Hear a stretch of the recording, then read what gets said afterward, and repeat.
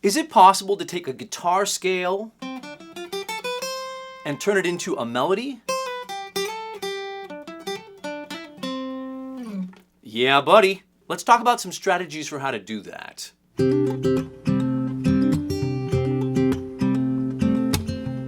I'm David Harsh with Guitar Success for You. Here on our channel, we had someone who recently commented and said he was stuck in a bit of a rut playing scale patterns that sort of sounded robotic and mechanical to him.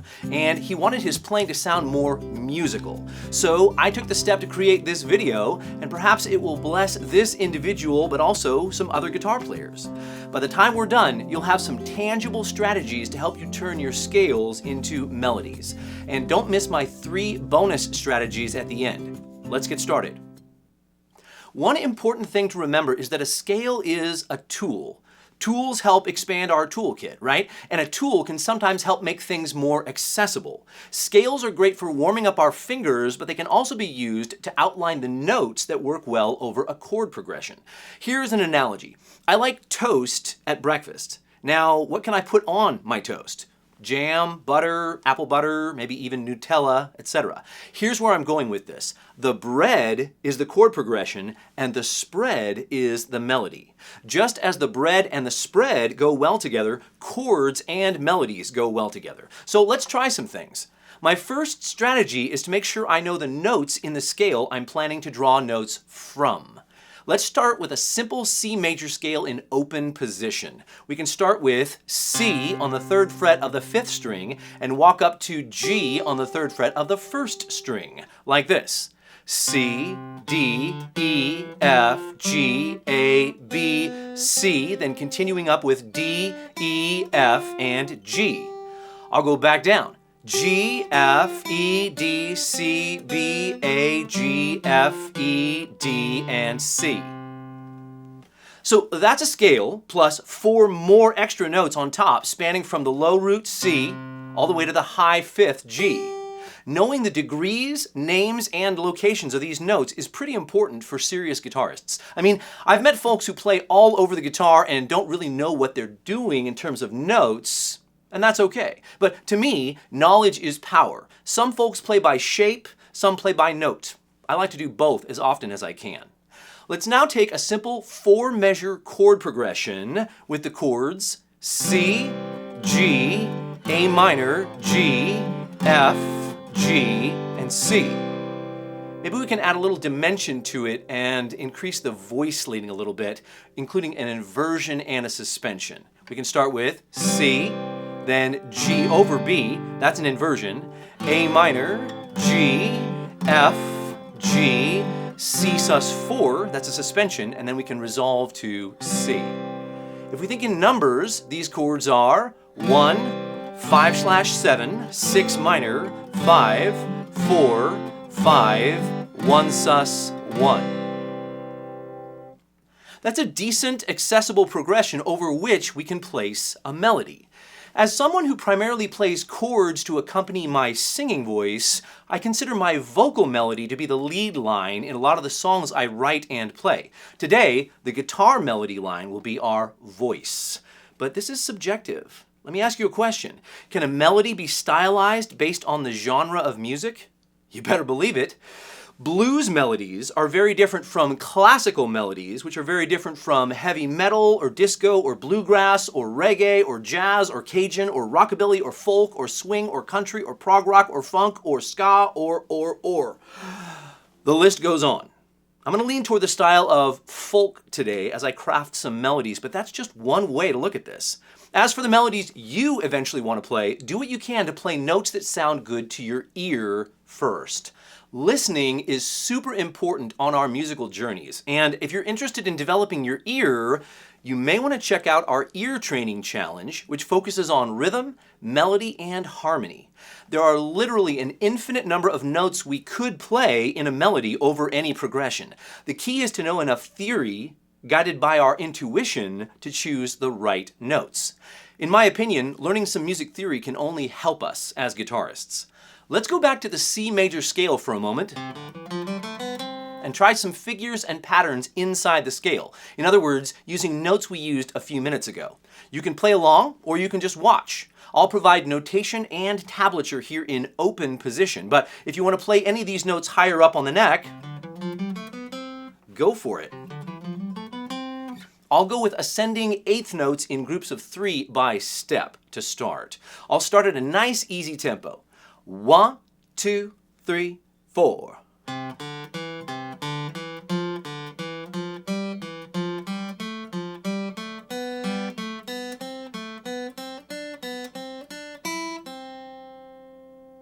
We can play these descending as well.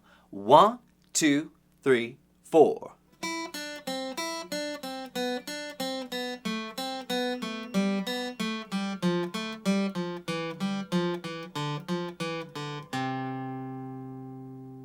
Now some ascending thirds. These are a little trickier, but if you want to play along, just watch the musical notation and tablature on the lower half of your screen. 1, 2, 3, 4.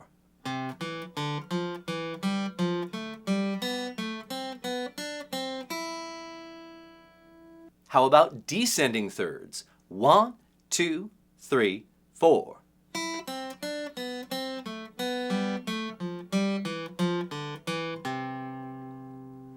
What does this process do? Well, for one thing, it helps us solidify the notes in the scale, as you probably know. Analogy alert. I had a guitar teacher in my early years of playing who said that the fretboard is like a river, and the notes of the scale we want to play are like stepping stones across the river. As long as we know where the stones are, we can hop around on them and not fall into the river. That made sense to me. Now, back to our chord progression. There are notes in our scale that are in the accompaniment chords and notes that are not in the chords. If we want dissonance, which sounds less pleasing and less stable, we could play notes that are not in the chord. Like if I play a G chord and I play a melody note A over it, I get this.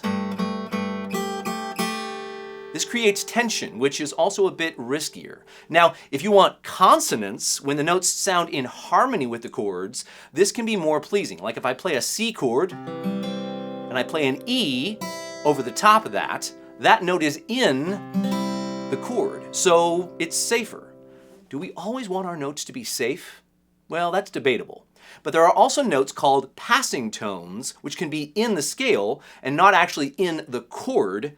Nevertheless, they can help us land in the next chord. They're called passing tones because we pass through them on our way to the notes we want to land that are actually in the chords.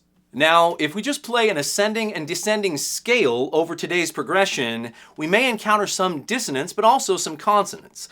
Listen once as I just go up and down with a scale. I'll provide my guitar accompaniment with our chords for today at quarter note equals 104 so you can hear the chords with the melody. 1, 2, 3, 4.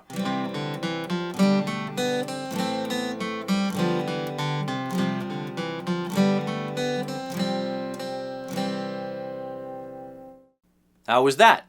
I mean, when I played the G chord, there was an F over it on the way down. And this F, the fourth degree of the scale, when played over a 5 chord, voices a major minor 7th chord, a dominant 7th chord, which includes an augmented 4th with the B, which is called a tritone. That's a pretty dissonant interval in some styles. Totally okay in blues, classical, etc., but I try to avoid it in most of the music I play. But did you love what I just did? I sure didn't. This scale demonstration was an example of A, how the scale sort of took over the art, and B, how boring it was. So the gentleman who requested I address this topic is probably shaking his head right now thinking, yeah, that's why I don't love just playing scales over progressions. Let's dig a bit deeper with my second strategy. Let's actually use some patterns and make some art over this progression. Let me start on the beat with a bit of sequence that goes straight like this. 1 and 2 and 3, 4, 1 and 2 and 3, 4. It has a rhythmic sequence to it. We'll call this melody 1, and it sounds like this. 1, 2, 3, 4.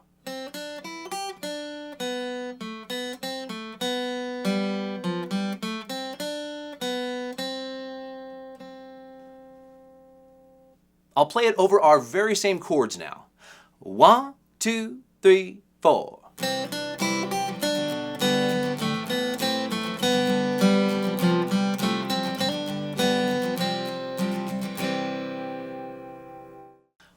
I notice about this progression is that every note that lands on a beat, like beats 1, 2, 3, and 4, lands on a note that is in the chord. Like the first note is a C, very safe note in a C chord. Then on beat 2, the E is also in the C chord. It's the third. And then beat 3 is a D, the fifth of G. Then beat 4 is an open B, the third of G. So this melody is a good, safe step in the right direction. But I'm trying to figure out if this style sounds like anything that would be in my stylistic preferences. It's so subjective, but to me, this melody feels almost like the introduction to a kid's storybook show or something. Welcome to our story. This is where you find adventure in our happy land. I mean, I just made that up, but maybe I should pitch that to a kids network or something. If you're like, dude, I liked that, but then you broke it. Well, sorry, not sorry. Let's keep trying.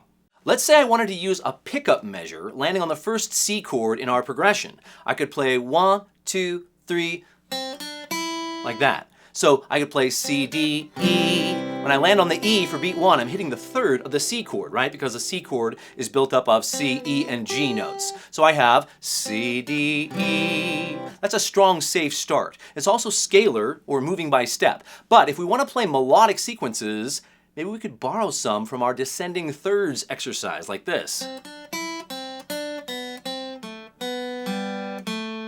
But after a few of these thirds, I'm actually going to stop the descending sequence and go up to the B, which is actually dissonant with the F chord. So I'll quickly move off that passing tone to the C, which is the fifth of the F chord, before landing on the D, which is the fifth of the G chord. Then I'll finish up by leaping down to the open B, still in the G chord, just the major third of that chord, which allows me to create a leading tone back to C, the root of the scale, the home tonic note of the key. And we can land that C sus4, which resolves perfectly to the major 1 chord. Now, I took some time to unpack some of the theory of this just to show you how deliberate we can be with this process. Do we have to get all theoretical with all the stuff we play? Nope. It's like the foundation of a house. You don't have to spend a lot of time focusing on it, but you're sure glad it's there, right? So here's melody 2 by itself with pickup eighth notes. 1, 2, 3.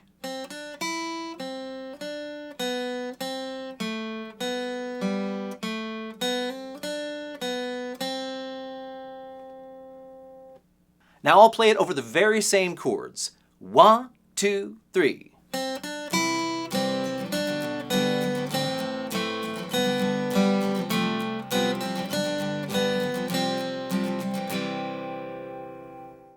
So it's got a bit of sequence and contour to it, but it's also pretty straight. Now it still feels a bit happy land to me, but maybe I can do something to variate the rhythm just a bit. My third strategy is to introduce syncopation, which when properly applied can really change the feel of a melody. This is a little trickier to capture in notation and tablature, but through the magic of editing, I've done this for you. Here's the syncopated version of melody 2 by itself with pickup 16th notes. 1, 2, 3, 4.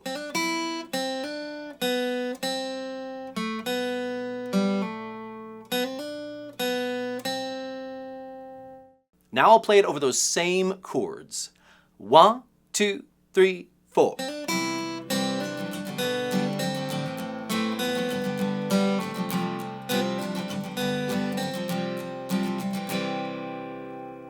Okay, I've got a few more artistic accents and suggestions to share with you, but before I do, please like, subscribe, and ring the bell so I can bring you more content that can bless you on your guitar journey. I've got a fourth strategy, and that is to stretch the boundaries just a bit. Just for the sake of changing things up and showing you another artistic angle, I'll play this at the same tempo, but with only one chord per measure and a bunch of triplets, whether quarter note or eighth note triplets. I'll hang out in 7th position, and we'll do what we can to make this even more artistic and adventurous. Have a listen. I'll give it a 2-bar intro. 1, 2, 3, 4, 2, 2, 3, 4.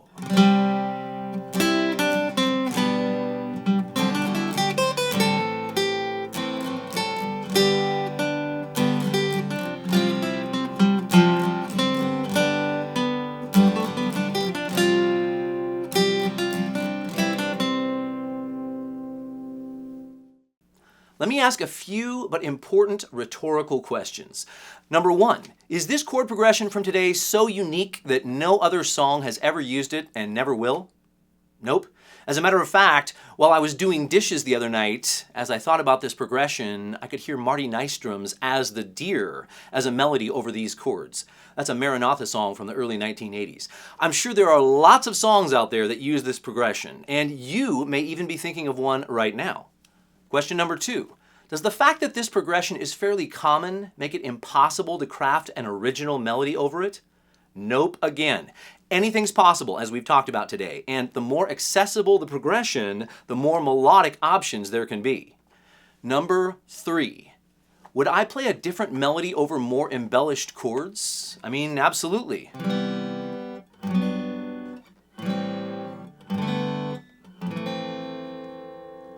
Very different melody. Number four, would the melody I might make up sound different over a samba groove?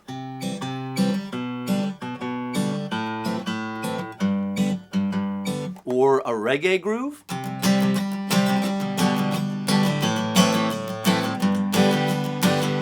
Yeah, buddy, it sure would. Okay, number five, could I weave the second syncopated melody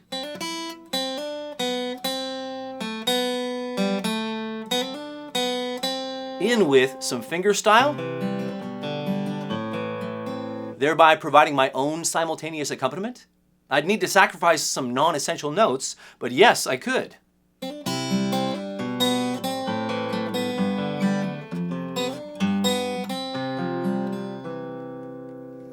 Are there some bonus artistic strategies we could use? Definitely. Here's one. Try playing the actual vocal melody from a song out of tempo, but then also in tempo with the recording. Can your fingers find those notes?